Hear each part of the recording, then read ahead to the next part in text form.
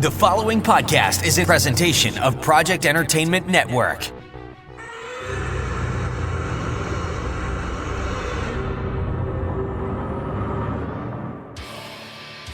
There shall come a podcast like no other.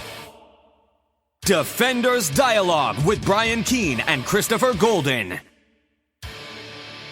Marvel Comics' original superhero non-team convenes once again.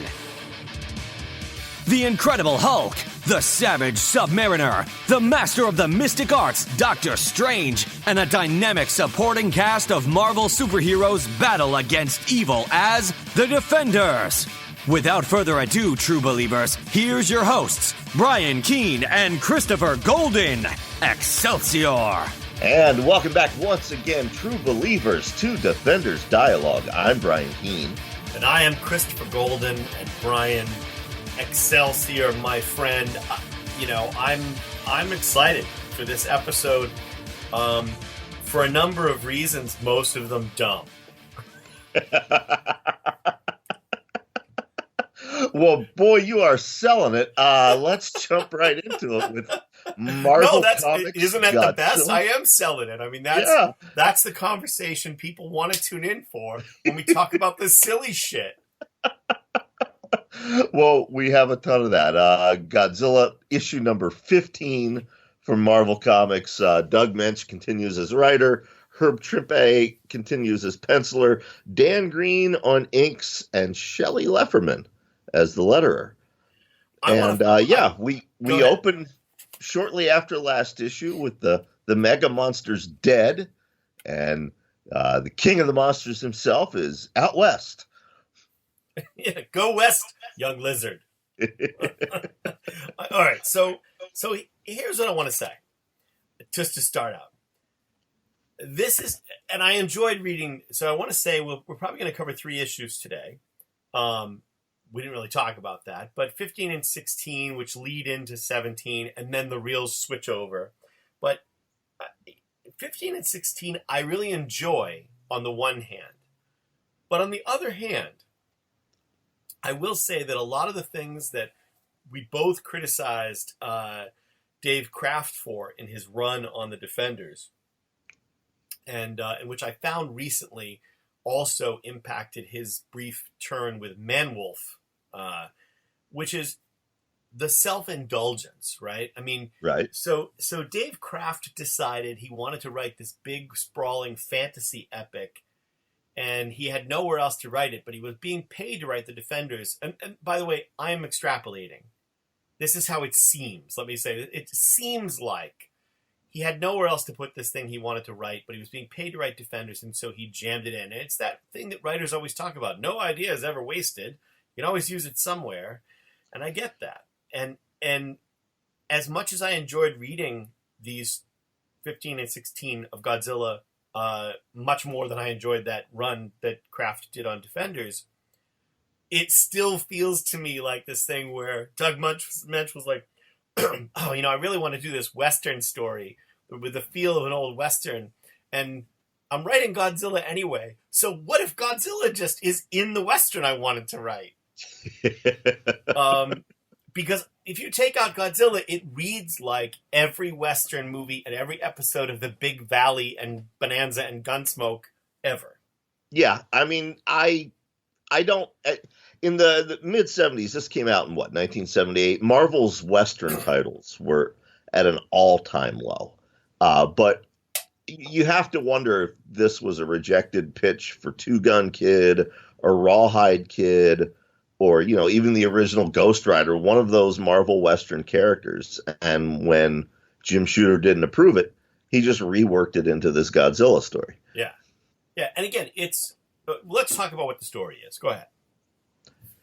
I mean, there's not much of a story. We open with, these 2 cowboys. One of them's named Lefty, and what the hell's the other one's name? I think the other one's Hal. Yeah, and they're out looking for rustlers, which, I mean, yeah, if you lived right on the border with Mexico in 1978, cattle rustling might have still been a problem. But was it even? I mean, this is the thing.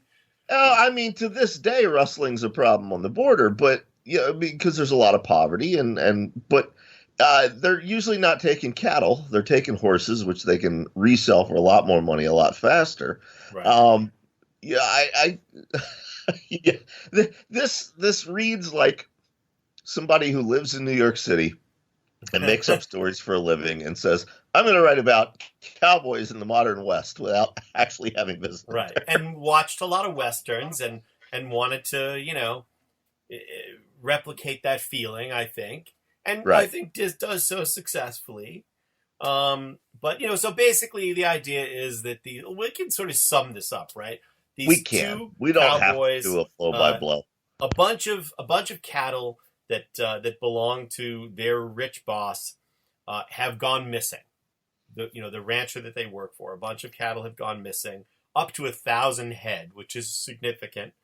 And they're out looking to see what happened, and they hear something, and they come around a corner, and it seems to me like the fact that they come around a corner and we're not able to see the giant 400-foot fucking lizard around the corner before they come around the corner, I'm just not sure. Maybe their hat brims are too wide and it's blocking their view above them. But they find Godzilla standing over the bones of a handful of cattle, and thus make the presumption that Godzilla has been eating the cattle, and that's why they're missing. Right. Now we can poke fun at the writing, and again, remember, folks, we are big fans of Doug Mensch. Oh, and again, I will reiterate, I enjoyed reading this story. Yeah, but we're gonna poke fun at things that sometimes we're gonna poke fun at things that amazed us as kids that we reread as adults. We did it with Defenders, we did it with Champions. We're gonna do it with Godzilla, but props where it's due. This is some of Herb Trimpe's best art. That's splash page on 3 that you just described with them coming across Godzilla. That is amazing. I want that as a tattoo. I don't even want it as a t-shirt. I want it as a tattoo.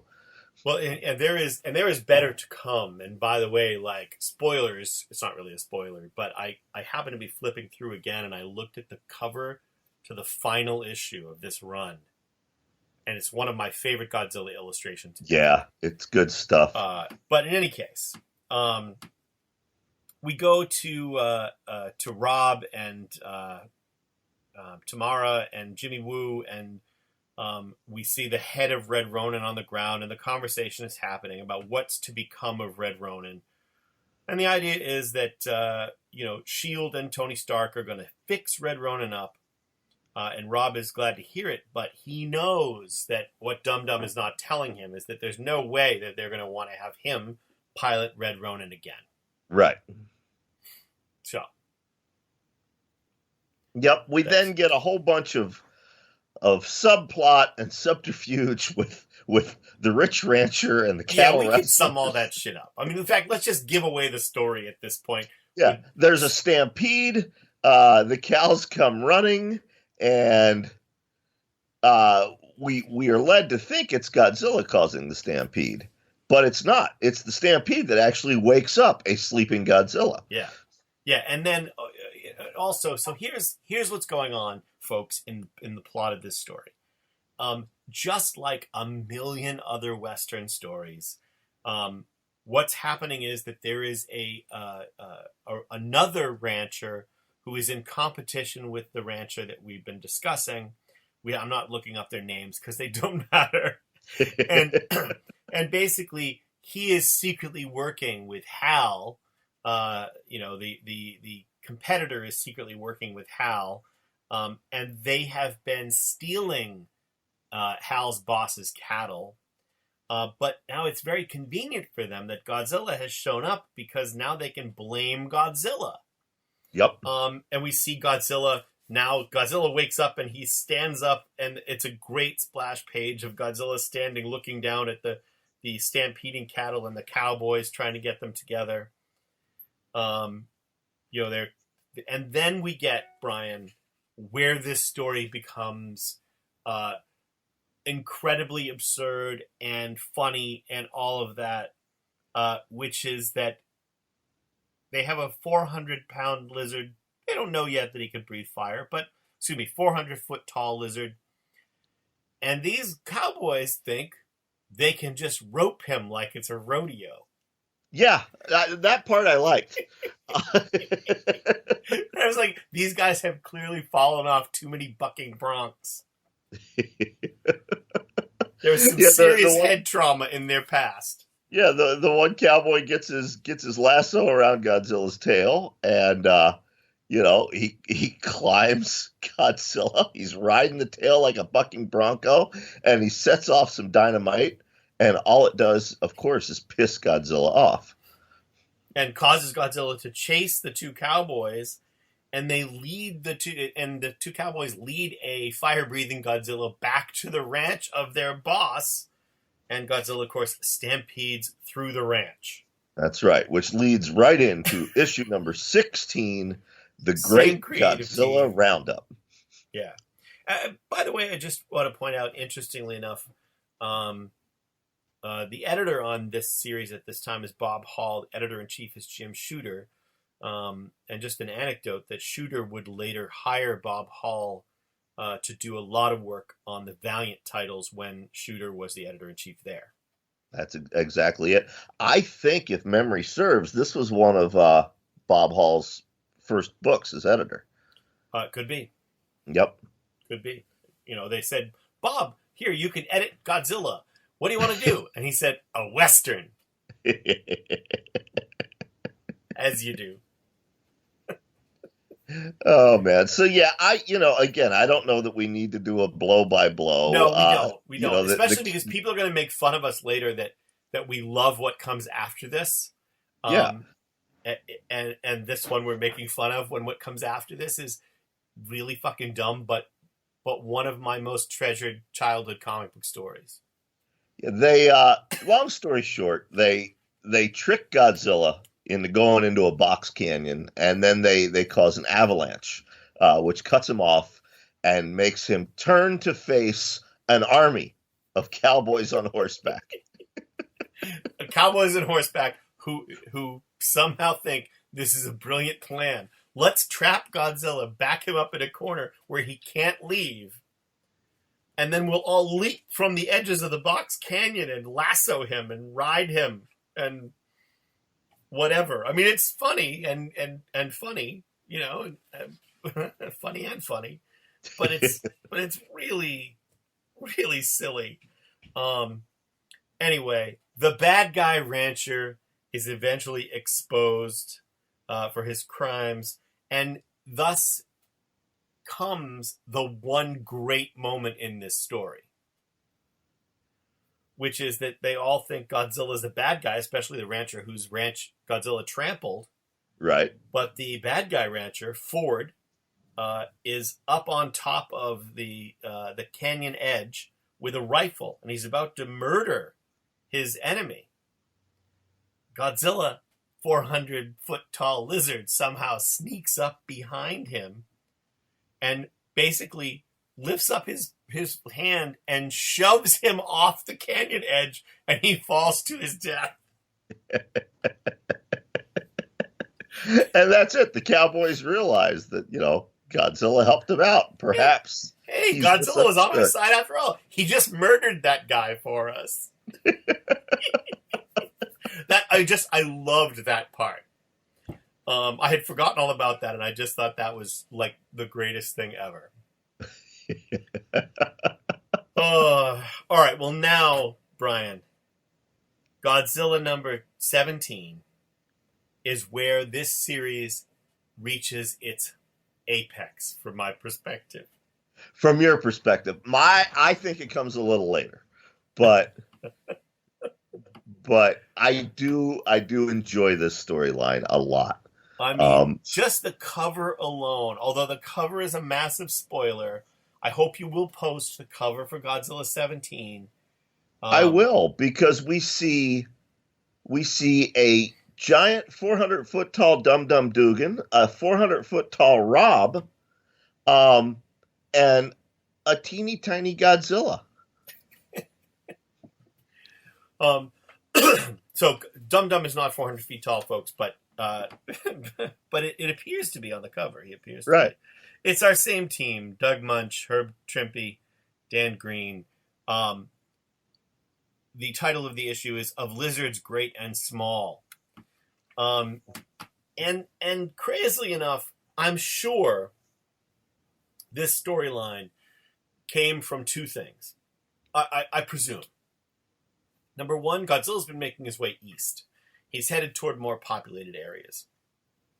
He's destroyed the Golden Gate Bridge, most of Salt Lake City, Las Vegas, all of this stuff.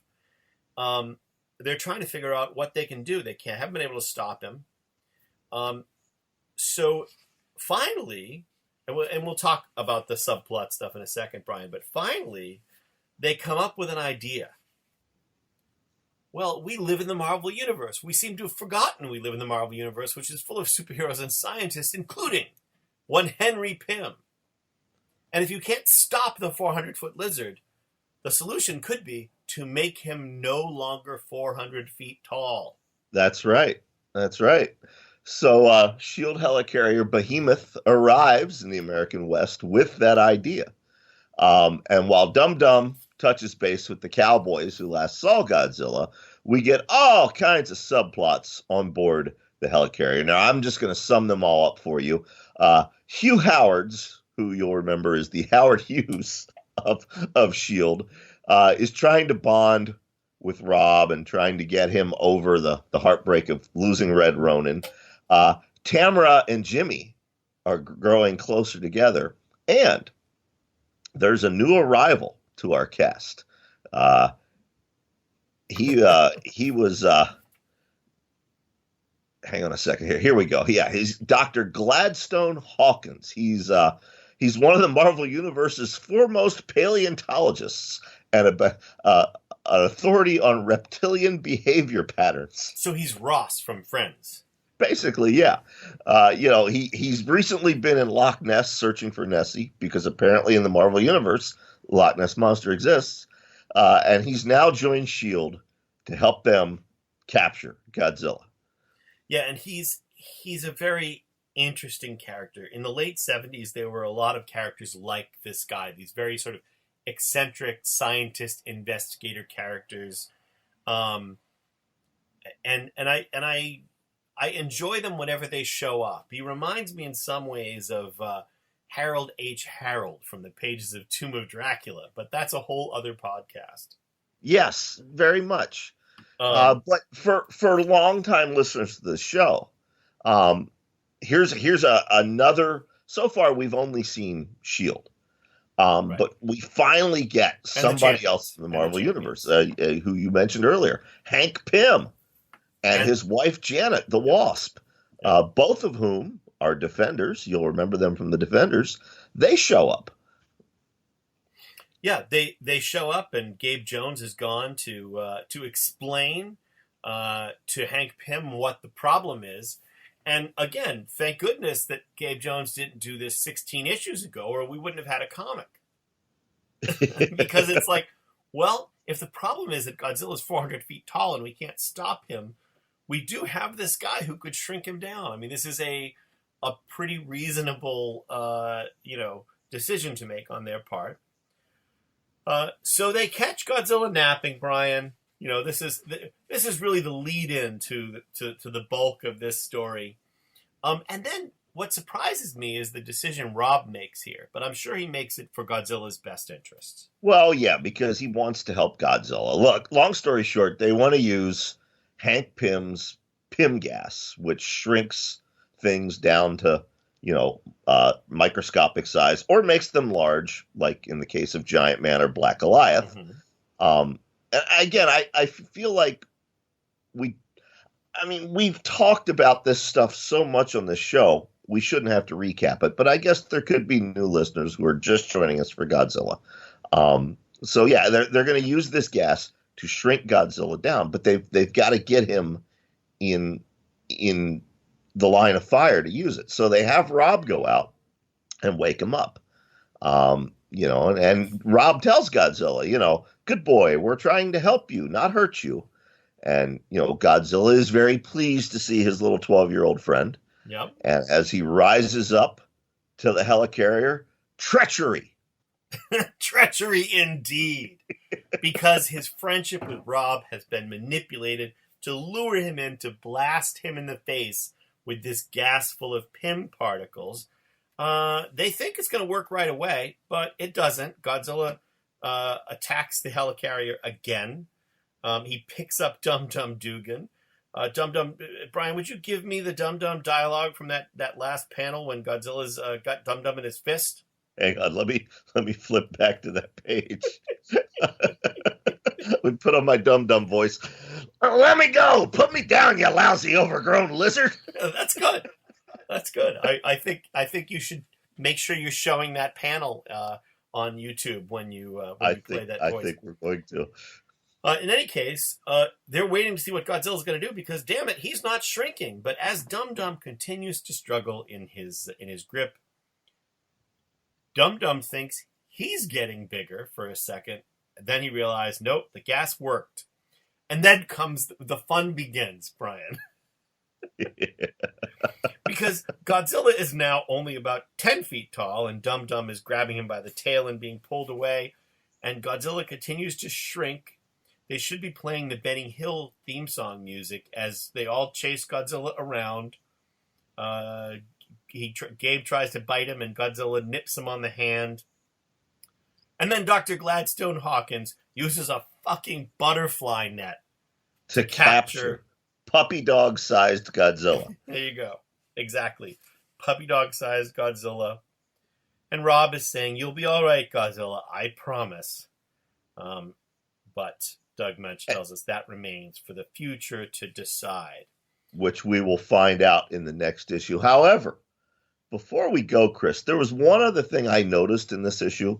It doesn't really impact Godzilla, but I wonder if it's some unintentional foreshadowing for events that would happen very soon in the Marvel Universe. We talked about this when we did our run of the Defenders. We talked about, Hank Pym, a.k.a. Ant-Man, a.k.a. Giant Man, a.k.a. Goliath, and finally Yellow Jacket, which was who he was when he was a member of the Defenders. We talked about how his character arc turned very dark later on. Sorry about that. I forgot to mute my phone. No worries. I forgot to mute my phone. He turned very dark. He ends up, it culminates in him using physical violence against his wife, the Wasp. Yep. There's a bit of foreshadowing here in the dialogue where the paleontologist asks Gabe, "Who's Henry Pym?" And he says, "Oh, he's an Avenger, more schizo than the rest." I know in one way it's 70s vernacular for, he has a lot of identities, but I wonder if Jim Shooter, who oversaw that dark turn for Hank Pym, picked something up from this. Shooter was editing the book, or editor-in-chief of the book at the time. Yeah. I don't know. I'm throwing it out there. Yeah, could be. Could be. Yeah. And again, I should also point out, so the last few episodes have gone very quickly. Today's episode is going to clock in at under half an hour. We will be back to longer episodes. It's just that we don't want to go through sort of page by page on some of these Godzilla things. We can, we can cover, but we have, I think, probably 2 more Godzilla episodes, Brian. One covering 18, 19, and 20, and the other covering the last 4 issues. That's right. In 18, 19, and 20, we have Godzilla in New York, and we will encounter the Fantastic Four.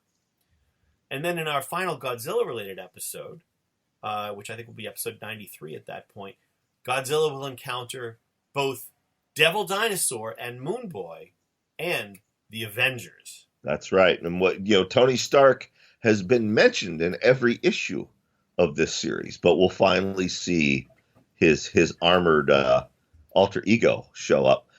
After that, for you folks reading ahead, we are going to be jumping into Supervillain Team Up, one of my absolute favorite Bronze Age Marvel series, featuring a character Chris and I both adore, the Shroud, yep, and the return of everyone's favorite wing-footed defender, Prince Namor, the Submariner. Yeah, and I'm super excited to reread Supervillain Team Up. I'm really looking forward to that. It's a book that I think has low awareness. Really, people aren't that aware of Supervillain Team Up. I should also point out, for those of you who are reading along, Supervillain Team Up is available. There was a Marvel Essential collection of Supervillain Team Up, and that's available used. I'm sure you can find that online for not too much. But there's also the complete Supervillain Team Up, which is in full color and is available new. And you can probably order that through your comic shop. So now is a good time to order that, so that you can have it for when we do it on the show, which is just a few weeks away. That's right. All right, Chris, why don't you give us a hearty Excelsior until next week's episode? Excelsior, true believers! Wow. All right, we'll see you next week, folks. The Necrocasticon, where we blend horror and heavy metal for your pleasure and ours. Featuring interviews with the stars of heavy metal, horror, and more. With host speculative fiction author and journalist Thomas R. Clarke, YouTube sensation Mr. Scott Reacts, foodie and metal historian, Smoking Walt Ball, the Spartan Warrior, Sergeant Fury, Dan Roberts. And our guy on the couch, Uncle Skip. 'Cause we all need a guy on the couch. Oh, and me, Charlotte, your virtual hostess. Available Mondays, wherever you find your fine-ass podcasts. My Favorite Story, a podcast author anthology featuring short fiction from the hosts of the Project Entertainment Network shows. Three guys with beards: Jim Moore, Jonathan Maybar, and Chris Golden. Tom Clark from Necrocast on. Brian Keene of The Horror Show. Chuck Buda and Armand Rosamilia of The Mando Method. Mary San Giovanni of Cosmic Shenanigans. Jay Wilburn from Matters of Faith. John Urban, sick of ink stains. Biz Zung's Mr. Frank. Available on Kindle and in paperback and through the Project Entertainment Network store. www.projectentertainmentnetwork.com. This has been a presentation of the Project Entertainment Network.